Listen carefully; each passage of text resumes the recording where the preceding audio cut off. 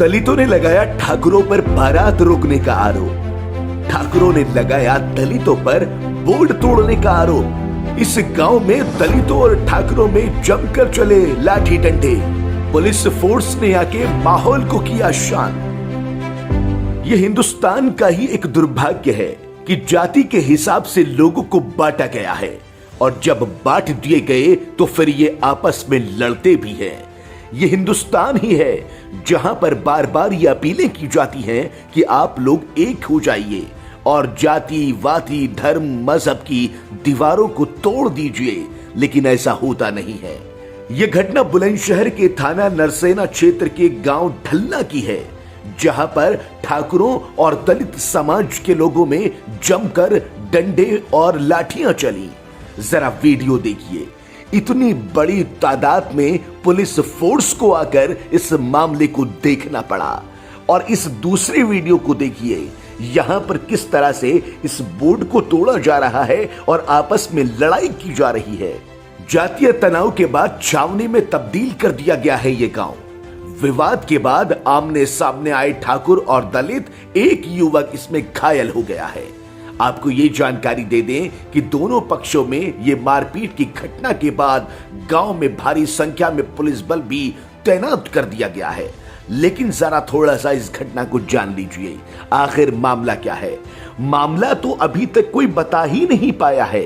दलितों का यह कहना है कि हमारे एक साथी की बारात ठाकुरों के मोहल्ले से गुजर रही थी और जब बारात ठाकुरों के मोहल्ले में पहुंची तो ठाकुरों ने बारात को निकालने से बिल्कुल मना कर दिया और बारात को रोकने लगे। इसी बात को लेकर कहासुनी हो गई और ये कहासुनी मारपीट में बदल गई।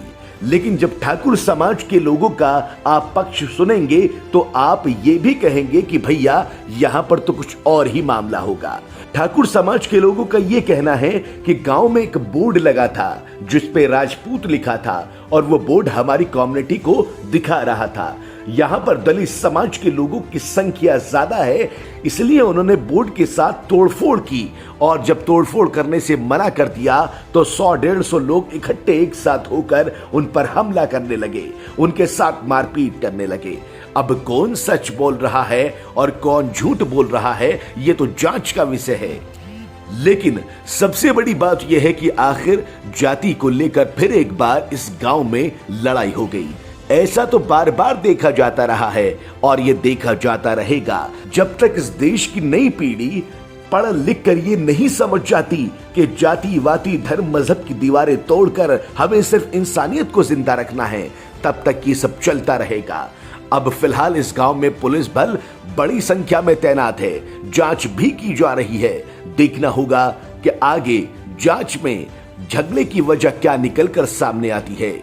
ब्यूरो रिपोर्ट, बेबाक आवाज टीवी। गांव ढलना से। अच्छा। हम बारात में गए थे, बारात जा रही थी ढलना गांव से। तो हम जा रहे थे, वहाँ पहुँचे चावड़ पे। उन्होंने ये बात की थी कि यूँ बहन बेटी को छेड़ने लगे पहले। अच्छा, बहन बेटी को छेड़ा गया वहाँ पे? हाँ।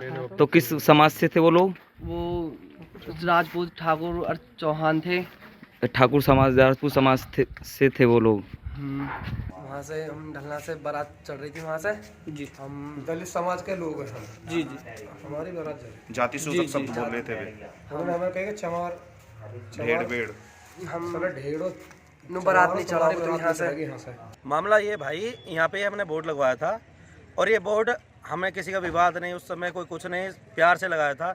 उसके बाद जो जाटव समाज है और भी कुछ इनके सपोर्ट में लोग हैं, मुझे नहीं पता कौन है, लेकिन जाटव समाज के लोग हैं, उनका कहना है कि बोर्ड यहाँ होना नहीं चाहिए।